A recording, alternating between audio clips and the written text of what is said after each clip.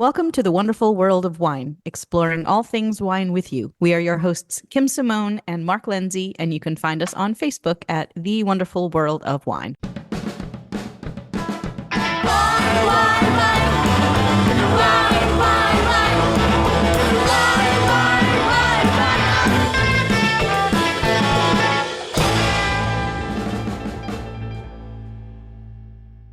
Hello, everyone, and welcome to The Wonderful World of Wine.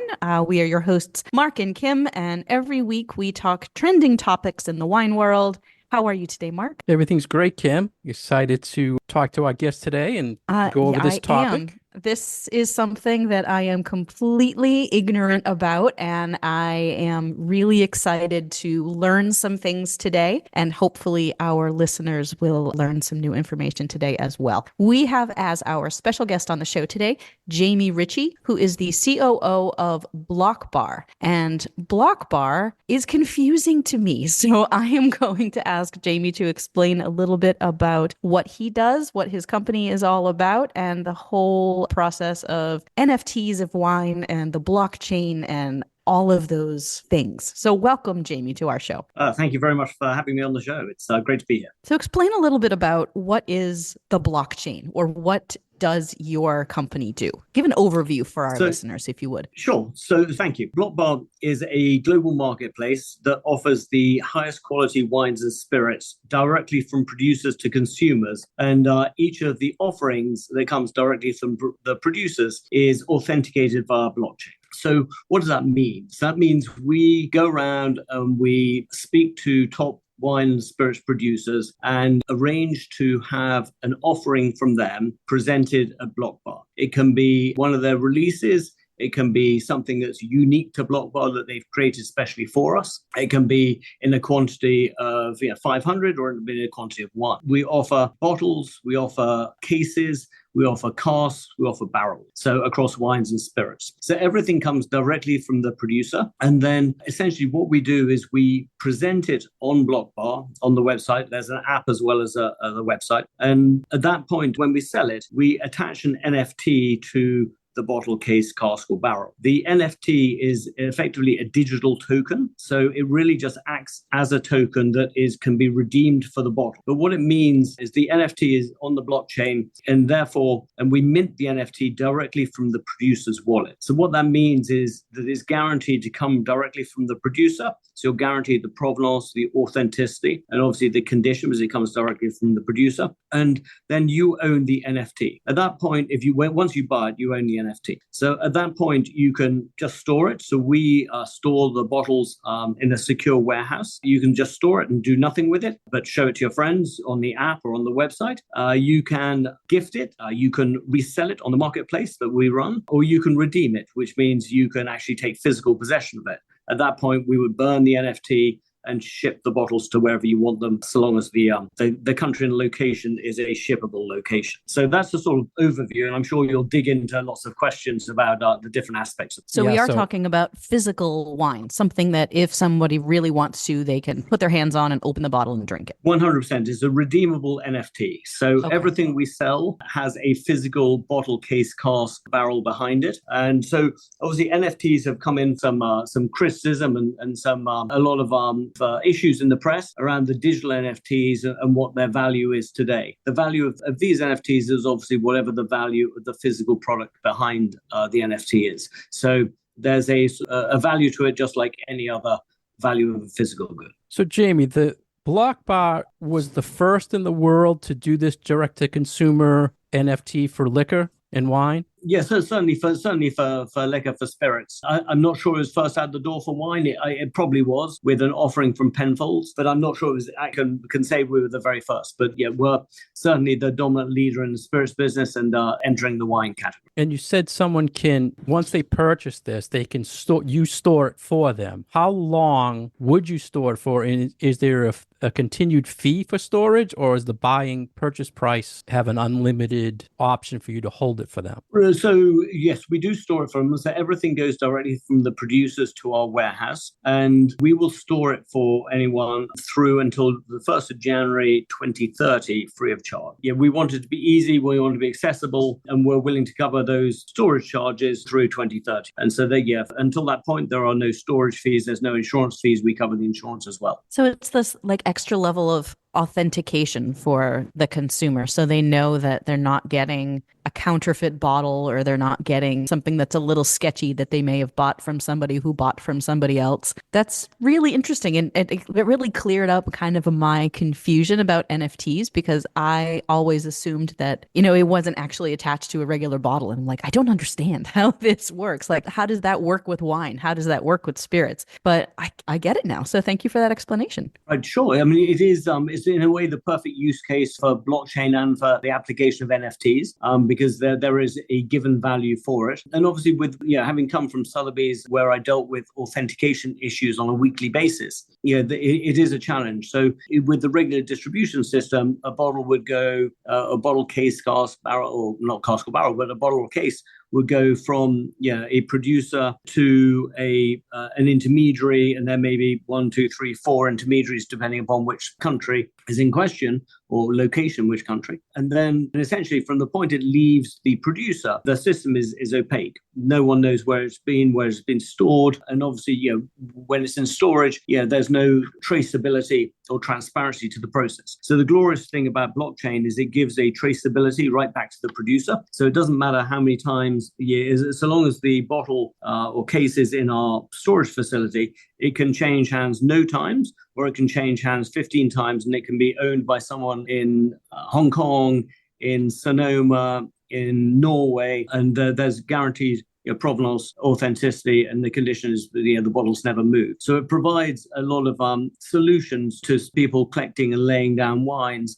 And also, they don't have to physically take care of them as well. So there's a lot of advantages to using blockchain for those reasons. And Jamie, you mentioned Sotheby's, and you had a long, 32-year career there. Can you give our listeners a background on yourself in the liquor industry? And I mean, Sotheby's it must have been really amazing opportunity for leave such a long career there. Sure. I mean, yes. So I was very lucky and fortunate to work at Sotheby's for 32 years.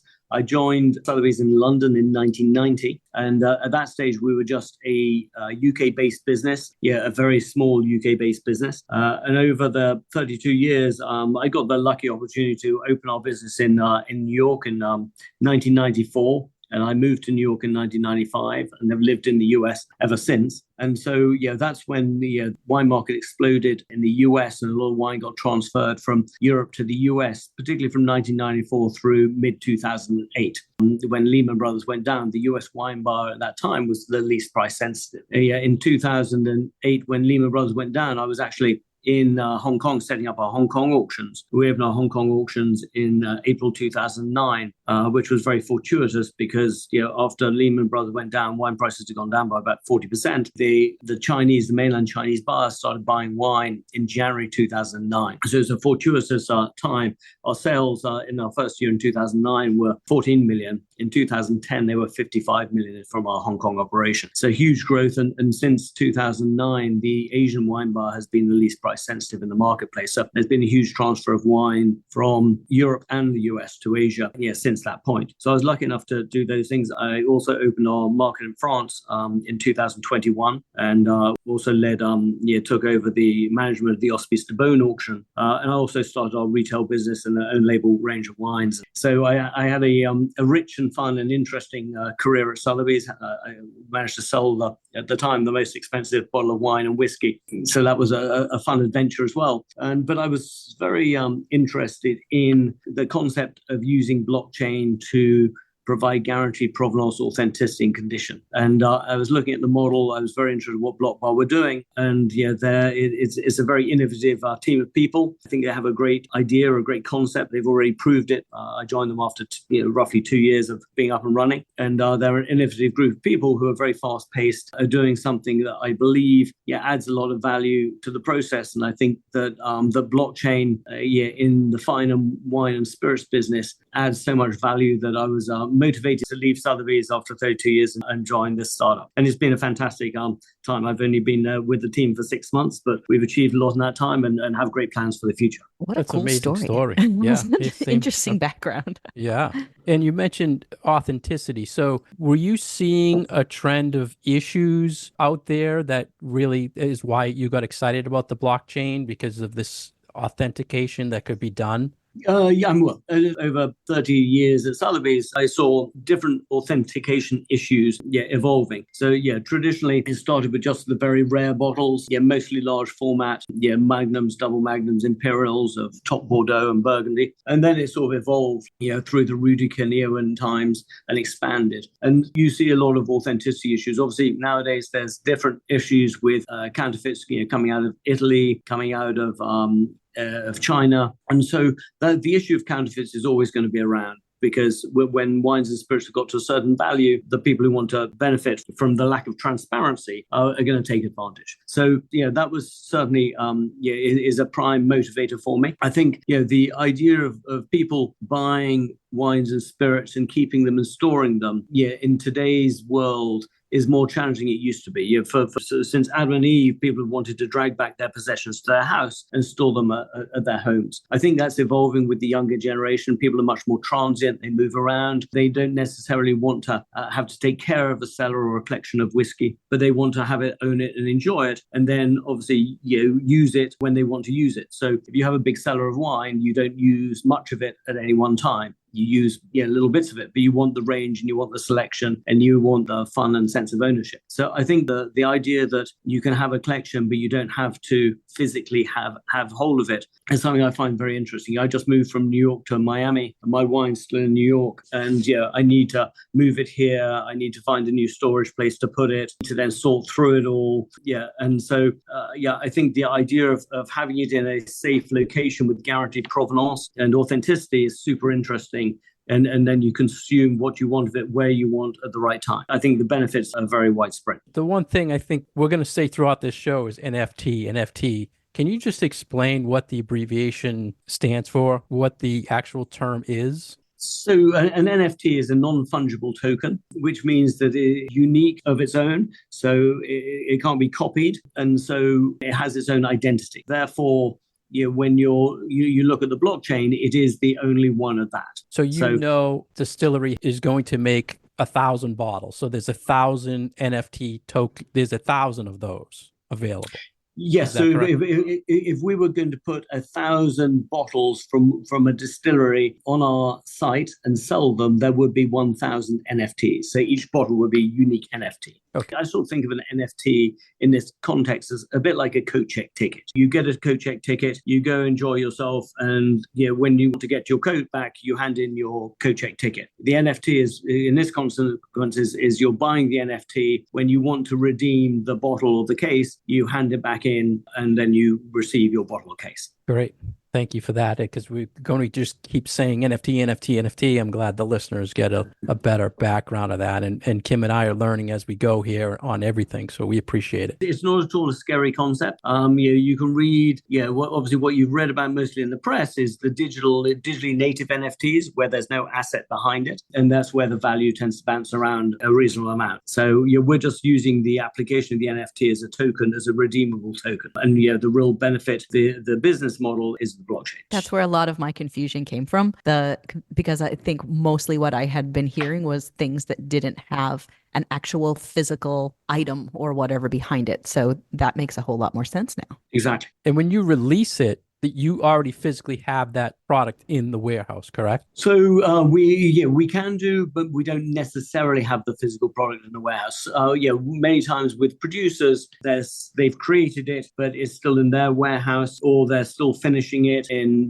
let's say a whiskey in wood, and that'll be bottled in 6 months' time. And so not everything is in our warehouse when we sell it, but it will be in our warehouse, and there's a point in time. So we identify what date it will be in our warehouse and what date it will be redeemable from. And what percentage would you say of your customers actually, once they buy it, want it right away versus when you're talking about storage? Are you seeing a high percentage of people that say, give it to me now, or more that say, store it for me? So that's a great question. Yeah, and one of the things which I was sort of concerned about, as part of the model, because at the end of the day, wines and spirits are made to be consumed, enjoyed, shared, etc. And what we're seeing at the moment is from what's available to be redeemed, about 30% has been redeemed. So that does trend towards the lower price points. So more lower price bottles get redeemed than the most expensive bottles, which is sort of makes sense. People are buying something at a lower price point, they want to have it, enjoy it. And at the higher price point, maybe it's more of a collector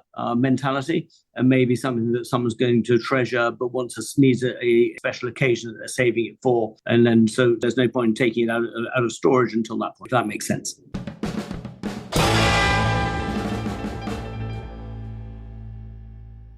You're listening to The Wonderful World of Wine, and we are your hosts, Mark Lindsay and Kim Simone, exploring all things wine with you. To get more information about Kim, you can find her on her website, commonwealthwineschool.com. For more information about myself, you can find me at franklinliquors.com. To find our guest, Jamie Ritchie, you can go to blockbar.com. We are supported by Franklin Public Radio, and you can find all our past episodes on SoundCloud and iTunes. So, Jamie, we're talking about blockbar.com, and you mentioned price points, how some consumers are taking maybe the lower price point items and not storing them. Can you tell us a little bit about what are the popular things right now that people are buying, and like what are we talking for price ranges on BlockBar? So essentially the price range starts really at $100 a bottle. Much under that, it probably doesn't make sense to be adding an NFT to it and going through this process. So it really starts at $100 a bottle and goes up from there. And the most expensive we sold for is $220,000. So with larger releases, there's lower price points. So anywhere $350, $500, $800, $1,000 through to $2,000, $3,000, $4,000, $5,000 on up to $20,000 or $30,000. And so that's the sort of range of prices. I think the sweet spot for the business is going to be somewhere in the $300 to $3,000 area. So I have to ask sort of a wine geeky question as somebody who's been in the industry for quite a long time. How do you maneuver around the three-tiered system in the US? So all the wines are stored in Singapore at this point. So we will be opening up additional storage locations in the future near to the source of production because we want the wines to travel least far from their production until they're ready to be consumed. And so with regard to the three-tier system, essentially the individuals are self-shipping to themselves. And so they will ship themselves. And so we mostly use DHL coming to the US, and that takes about 10 days from request to redemption to receipt of the bottles. And so it's essentially a self-shipping mechanism, and DHL take care of the importation, documentation, and payment. It doesn't have to go through the state the person lives in. On a self-importation, the quantities that we're looking at, there's no requirement to go through the properly imported through the three-tier system, but it doesn't need to go through any specific wholesaler, any appointed wholesaler or import. DHL will take care of it. Jamie, I saw an interesting stat that said luxury spirits have increased like 40%, and that on the S&P 500, it's outperforming gold. Should the listeners take this seriously just because of that type of stat, that this is increasing and this is the way to invest? Obviously, with any statistics, you can sort of, you can try and create the data you want to create. Certainly, high value spirits market, over the last few years has significantly increased in value. And so with that in mind, where is demand going to go to from now? Obviously, there has been significant increase in prices. I think, and my view of the wine and spirits world is that anything that's produced of high quality, that has authenticity and integrity, and is offered in limited volumes will have strong demand, from the future. We're seeing, a broader buying base. The millennials and Gen Z may not be drinking more, they're actually drinking less than previous generations. What they're tending to do is drink better, and they're willing to spend more money, and they're very into enjoying experiences and sharing things and having memorable occasions. And so I think what we're going to see is increased interest. Obviously, we're seeing geographic growth all around the world, and we're seeing wealth creation by a ever younger generation. And we're seeing a continued interest in the finer things in life. Wines that are produced from a specific site, which, obviously depends upon the specific, the terroir, the vintage, the skill of the winemaker. All those storytelling is the same, can be applied to spirits, with the innovation, what's happening with the spirits business, whether that's in whiskey or in tequila. And so I think there's going to be continued growth in demand for fine wines and spirits. I think at the other end of the market, with wines, there are many more challenges. The baby boomers drinking less, the millennials and Gen Z drinking less, competition with marijuana, mushrooms, with weight loss drugs impacting life. So I think there's lots of issues going on at the lower value end of the market. I think at the higher value end of the market, where there's authenticity, integrity, and quality to what's being produced, then I think I'm very positive about that side of the business. Does that make sense? Do you have the same views, or do you have different views? Well, we keep seeing the trend. Kim and I have been talking about it for a while now, that upper price point is trending, that more people are spending more. So I would think that would only lead to people gravitating to your services, if that's the case. Yes, I mean, I think that's was one of the things I was seeing, when I made my decision to join BlockBar, was that sort of trajectory. And I think the younger generation, they think about things in different ways to the boomer generation and Gen X. And so I think it's that evolution and playing into the younger generation. Obviously, most people who buy from BlockBar, digitally savvy, at least interested in new technology. And so that there is that element. So obviously our audience does skew heavily towards the millennials and Gen Z. And that's really roughly 90% of our audience and 70% of our buyers. Not us, Mark. Yeah. But it can be. Hey, look, that's totally true. I buy on BlockBar. I've got my own wallet. I own some ETH. I've been transacting and enjoying learning about not just how BlockBar works, how to set up a wallet, how to transfer NFTs to it. You don't have to do any of that. We have custodial wallets for people who don't want to get involved in that. You can pay on the site using a credit card. You can use wire transfer if it's larger amounts, or you can obviously use ETH to pay. Does the site also track if the purchase you made has increased in value, or sort of like a stock that it's increasing, and you might want to, you have people bidding on, can you have people bid on your products that you have in storage and stuff like that? Yes, exactly. The marketplace, you can choose to list your bottles or cases at a given price. You can make offers on other people's bottles, where they'll be notified of your offers. And with the marketplace, there's a transparency to what they've traded for. And obviously, there's a fluctuation between the exchange rate between ETH and US dollars. These are the two pricing mechanisms we use. Over the last 2 years, there's been some fluctuations in that. So some of the price is, you can choose, obviously, whether you're looking at pricing in ETH or in US dollars. And so some of the fluctuations in that is sort of gets interesting as the exchange rate has fluctuated. But yes, it's all transparent on the marketplace. Yeah, you're providing a lot of services. Yeah, it's interesting. For an investment. It's fun. Yeah, it's fun, but I mean, so it's a good place for collecting. People always say, is this an investment platform? And I like to think of it much more of a collector's platform. And collectors buy, for two different reasons: for enjoyment and consumption, and for investment. And whilst I was at Sotheby's, people always ask me, what was the ratio? And you never know the ratio because it's private individuals mostly. But I would say it was probably 50-50. And I think here with this, my guess is probably roughly the same, because we don't want to get away from the fact that as I said earlier, people produce wines and spirits and put a lot of the heart, passion, soul into the production of them. And they are, at the end of the day, made to be consumed and enjoyed. I watch a lot of Shark Tank, Jamie, and this question is going to be geared toward like a Shark Tank question for you. You're forming partnerships. Are people coming to you with their product, or do you have to go out to them? And what's stopping like Diageo from just doing this themselves? It's both, very similar to my world at Sotheby's. You had people coming to you wanting to do partnerships and offerings together. And we obviously are an innovative bunch of people with some interesting relationships. And so we also go to different producers with different ideas and concepts about what to do together. So that works both ways. In terms of what stops Diageo from doing it is, generally speaking, this is a direct-to-consumer platform, and we take care of the bits that people don't necessarily want to take care of. So a couple of things that larger companies don't want to do. One is ding the credit card and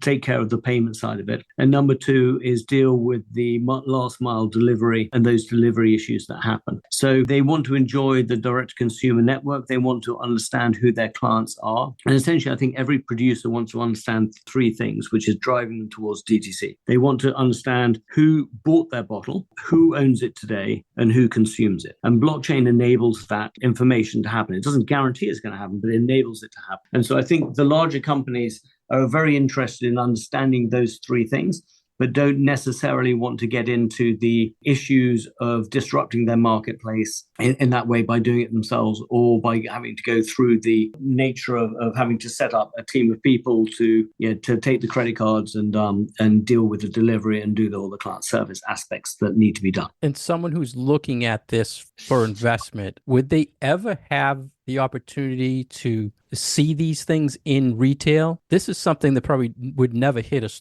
an average store shelf or even an auction, correct? You would kind of have exclusivity to, correct? So we have exclusivity on a fair amount of what we offer, but it doesn't have to be exclusive to be offered on our platform. So very frequently there is other element to it. We obviously do a lot around events and experiences, which I think is also a huge part of sort of life going forward. I think the whole elements around wine tourism, food tourism, whiskey tourism, and experiences is going to continue to grow and escalate. So that's an important component of what we do, is with adding different experiences to different offers and different events. And so I think, there's that element which sort of, brings it through.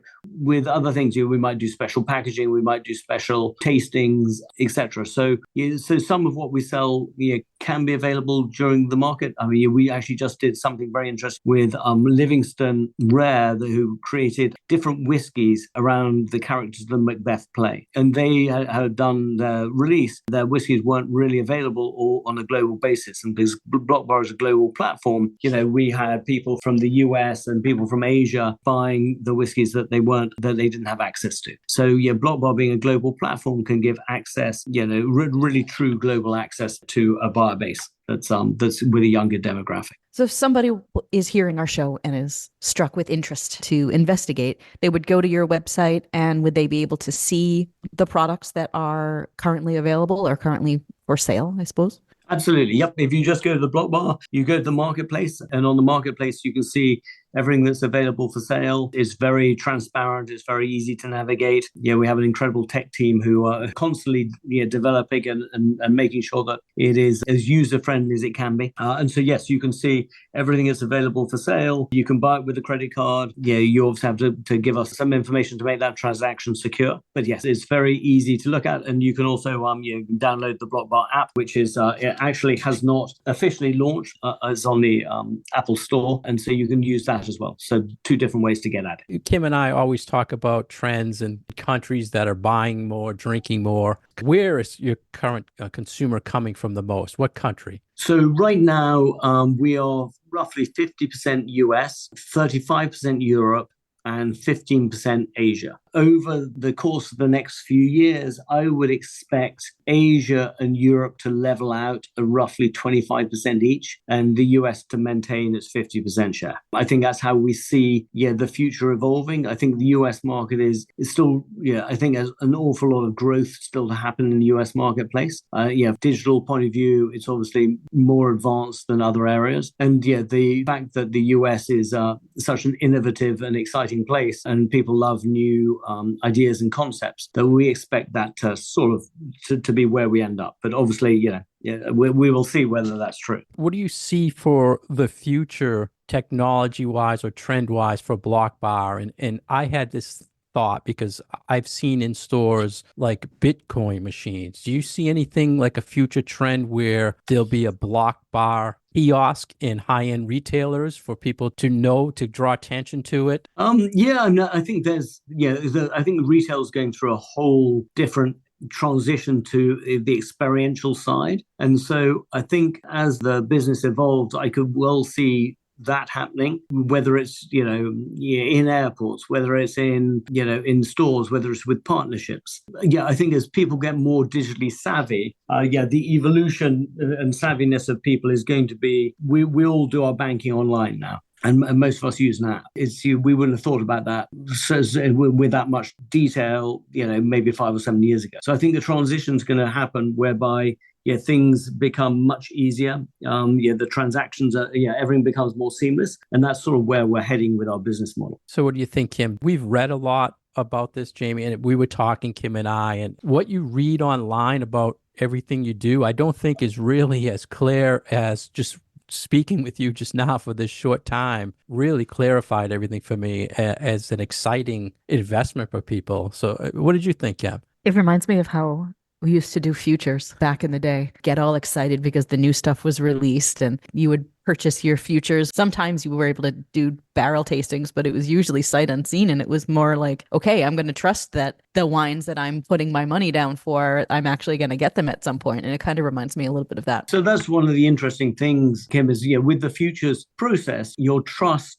as a buyer, and enjoyed the futures. And when I was at Sotheby's, Sotheby's sold futures through their retail operation. And so through the futures on Primeur platform, your trust is 100% in the merchant that you're buying from, that they will deliver those wines in 2 years' time. And so between the point when you pay for them and the point when you receive them, which is 2+ years, you have no ability, visibility, transparency, or traceability into where those wines are, have they been paid for by the wine merchant, where are they sitting, etc. And so, one of the things that I like about BlockBar and the marketplace is that the transparency. Once you bought it on BlockBar, you would be able to resell it the next day. So something happened for a life-changing circumstance, you would be able to do that, which you can't do with the regular process. And the fact it's coming directly from the producer, you're guaranteed and assured that you're going to get it at the end of the day. So I think, the comparison you make is very interesting. BlockBar's not necessarily doing anything new because the wines still get produced, they still need to be moved, and they still need to be delivered. But at the end of the day, blockchain gives all the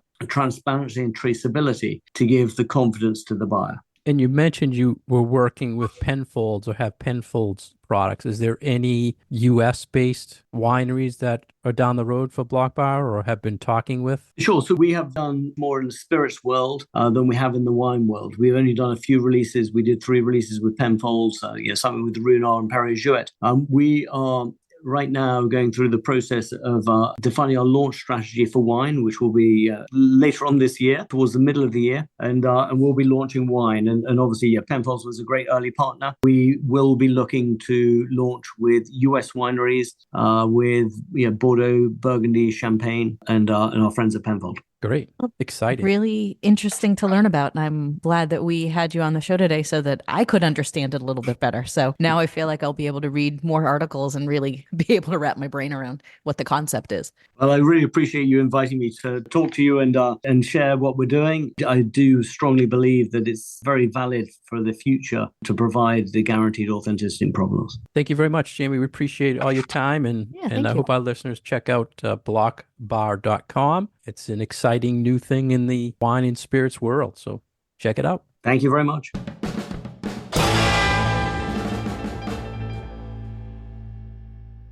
Thank you for listening to us today on The Wonderful World of Wine. We have been your hosts, Kim Simone and Mark Lindsay, with special guest Jamie Ritchie from BlockBar, and his website is blockbar.com. You can find our past episodes on SoundCloud and iTunes, and we are supported by Franklin Public Radio. Cheers. Cheers.